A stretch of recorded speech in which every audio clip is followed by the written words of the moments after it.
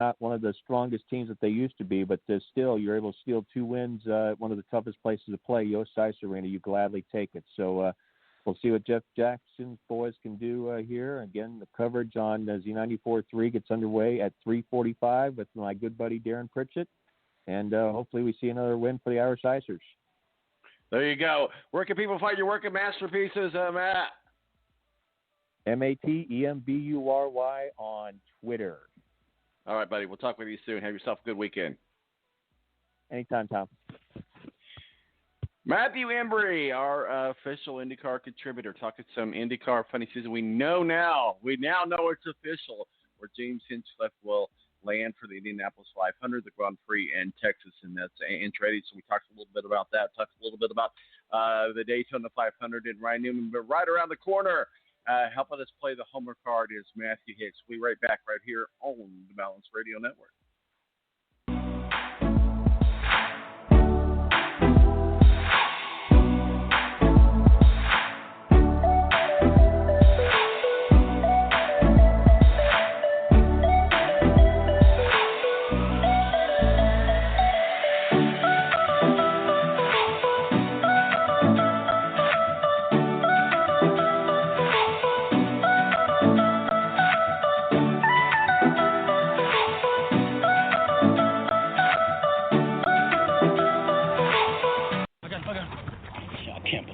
I've been playing 4-on-4 with a barbershop quartet.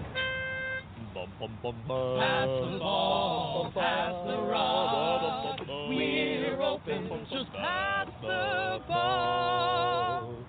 Nah, I can't believe how easy it was to save hundreds of dollars on my car insurance with Geico. Yeah.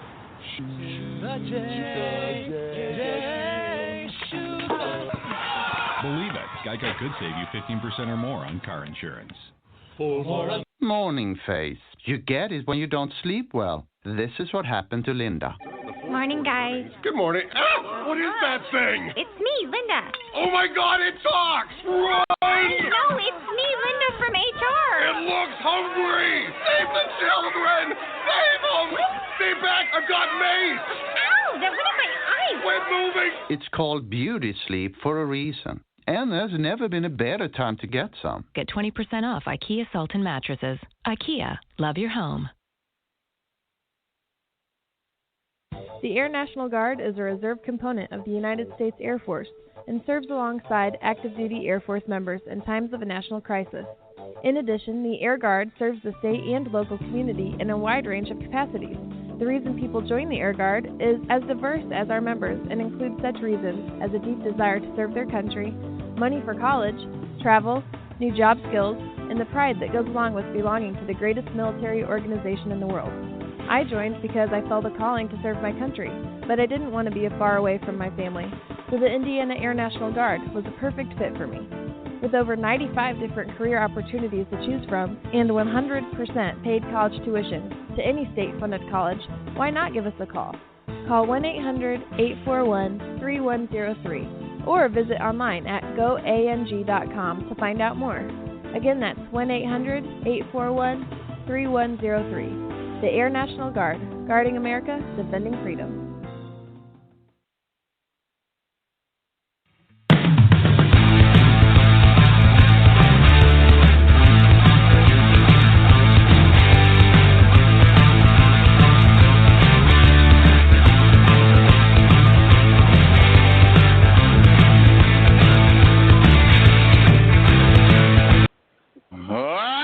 Welcome back to the Balance 917-898-516 our digits. Thank you to Matthew Embury, our official IndyCar contributor, jumping on board with us, talking IndyCar, funny season, and we talked a little bit about the Daytona 500 and Ryan Newman. We'll get into more of that in the next hour with Steve Wilson, editor-in-chief of Speedway Digest, our official NASCAR contributor. Going to break that down and just talk a little bit more about that wreck with Ryan Newman. But joining us now is Matthew Hicks. Too many Matthews today, man. Matt Hicks. Matthew Hicks, Matt Hicks, one or the other, are all-around good guy. Local media here in Indianapolis can help us play the homer card and break some things down to us. How is you, sir? Great. How are you doing? Fantastic, man. I tell you what, the sun's out. but the temperature's still down. Still freaking cold out there. But hey, we're inching ever closer to warm weather. We hope here. That road either saw a shadow or didn't see a shadow, but apparently whatever he saw, we're not supposed to have a long winter. I mean, that's all I remember on it. Matthew, let's kind of jump right into this, and we'll put on the homework card. But not necessarily just with Indianapolis. I know we're a nationwide thing, but it's certainly a topic that's being talked about across the nation. That's the Indianapolis Colts, and one of the things that's been a favorite flavor of the Tootsie Roll Popsicle. How many looks does it take to get to the center? How many more quarterbacks are we going to talk about to come to Indianapolis? Now we're talking about Derek Carr. We had Phillip Rivers. We're keeping Jacoby Brissett. We're going to draft. Let's talk about the Indianapolis Colts. Combine opens up next week. The Underwear Olympics, as we like to call it. But so where are we at? If you're hanging out with Frank Ballard and I mean, I'm sorry, not if you're hanging out with Ballard my name's screwed up. I know the last names: Ballard, Reich, and Irsay. What are we talking about? Let's peel back the layers of this onion. What are we really looking at here? We talked about this sort of thing with general managers before, but this is big boy time. This is when you hear like a general manager gets paid what they get paid. This is why, because this off season will likely, maybe this is hyperbole, maybe it's not, but this off season will likely define Chris Ballard's tenure with the Colts, right? Because they're going to make a decision here to go after a veteran quarterback or not, draft a quarterback or not, or kick the can down the road, stick with Brissett for another year, and then maybe make a decision next offseason. And these are all decisions that are very hard because they all have consequences. The veteran quarterback market may not be this good if you think it's good next offseason. The draft can turn on a dime because let's be honest, the Colts don't have a bad enough roster to get Trevor Lawrence. Let's just be real about that. That's not going to happen. They're not going to lose 13 games next season with Brissett or with Hoyer or whoever plays court. They're gonna fall into at least 6 wins, I would think. With almost, I mean, let's not like be crazy, but if they stick with Brissett or a reasonable facsimile thereof, they're going to fall into 6 wins. So the idea that they're going to wind up with number 1 or number 2 overall next offseason is I think not possible. So let's throw that out. Next offseason, the draft for quarterbacks outside of Lawrence may be robust. It may be light. It's a little early, at least from my standpoint, to make any decisions there. And then we've seen this happen before, too. You get another year of tape on Lawrence and things, maybe he's not the next great thing. I think he kind of is, but perhaps that's another thing, too. So there's just so much to dissect here from the quarterback position. And there may not be a wrong answer, but there might be an answer that gets you closer to where you want to be quicker. And I think that's the path that they're going to take. And I don't know what that is. I don't think any of us do. I think we can speculate with what he's done in the past. But even then, that leads you down some question marks. Okay, they want to build through the draft, right? I mean, that's obvious. Yet they bring in Justin Houston on a 2-year deal. Do they bring in Phillip Rivers on a 2-year deal to give them more time to get a quarterback? I think that's possible. If Derek Carr's available, let's see, first off, if he really is, because Gruden likes to, just hoard quarterbacks. Yes. But if Derek Carr is truly available, I think that's a guy that you can win with. I really believe that. I think he's a guy that, in the right system with the right things around him, you can do a lot of good things with.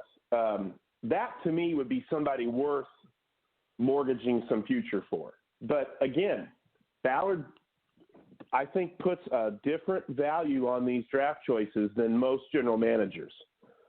So I don't know that that's to the fan, the guy that's sitting at home, that makes perfect sense. But it may not make any sense to him to give up what you might – I mean, would it be a second and a fifth-round pick? That might be too rich for Ballard's blood. I don't know. We also don't know what they think of Jordan Love. And I think that's the big wild card. We hear some people say, yeah, he's a project, but he's a first-round project. No, he's a third-round pick, So that's the wild card in this too. It sounds like the three quarterbacks that you would consider consensus first-round picks are all going to be gone. Burrow, of course, Tua, and Hebert from Oregon. So it doesn't sound like any of them are going to fall to 13 where the Colts pick. So, they have not – this group has not shown a propensity to move up in the draft. But I also think you can't rule that out. If Tua slips a little bit and they feel good about his medical reports and they feel like he's a guy that's a franchise quarterback, could they package some things and move up and get him? I mean, there's just a myriad of possibilities. And boy, it's going to be and we say this almost every offseason, but with the Luck retirement coming so late, it's going to be really interesting, isn't it? It definitely is. And, you talked about big boy time with the general managers.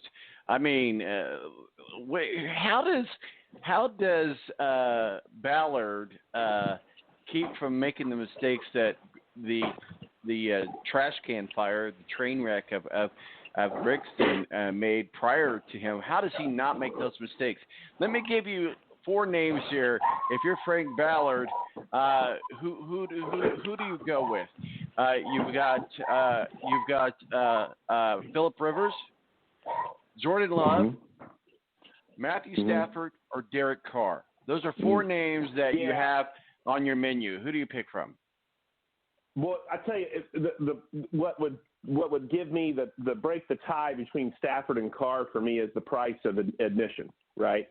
I like Stafford a lot. I think he's just been in a trash can situation in Detroit. And that's not fair because when Caldwell was there, they were fine. They were, they needed some weapons, but that was not, that was a borderline playoff team. I think they made the playoffs once with Caldwell. So, but I think he's a quarterback you can win with, and I think Derek Carr is too. I mean, let's not forget he's been on successful teams in Oakland. So I think again, what does it cost to get them? If you really believe Brady's going to leave New England, which I don't, I think he's going to stay. I think he's either going to play there or he's going to retire. I just don't see him playing in a uniform. Yeah, I agree with that. I've seen it before, but I don't think he's going to. If Carr is truly expendable, how long do you wait before the price goes down? Does it go down to like a 5th-round pick? I mean, if that's the case, oh my goodness, what a steal. But with Stafford, I think that's a different situation. I have a feeling, and just from reading national stories and different things, I have a feeling they're going to take Tua at 3 and let him get completely healthy, let him learn the NFL behind Stafford. Stafford has, to be fair, been injury prone, so you've got a situation where Tua could get some snaps if there's injury. But I think they might go the Mahomes route with him and let him sit for a year or maybe even 2 before they throw him to the Wolves. So I don't believe myself that Stafford's going to actually be available. Maybe he will. Carr is one that I think is possible because if they do truly bring in Rivers or, if you believe reports, Brady, they're not going to want to keep a guy like Carr on the roster. Brady's going to every team. Didn't you know that? Oh, yeah. No, I know. Right. I mean, listen, I don't know what he's got left, but I'll tell you right now, and it would just never happen. But if he was here, I'm one of the people that I think what a story that would be. I think that it would be phenomenal, I think. But well, it would be a hard pill for diehard Colts fans to swallow. But here's the thing, and get off in the weeds here a little bit. But here's the thing: we just assume that Tom Brady's going to be as magnificent with any other team that he's always been with the New England Patriots. But the makeup is completely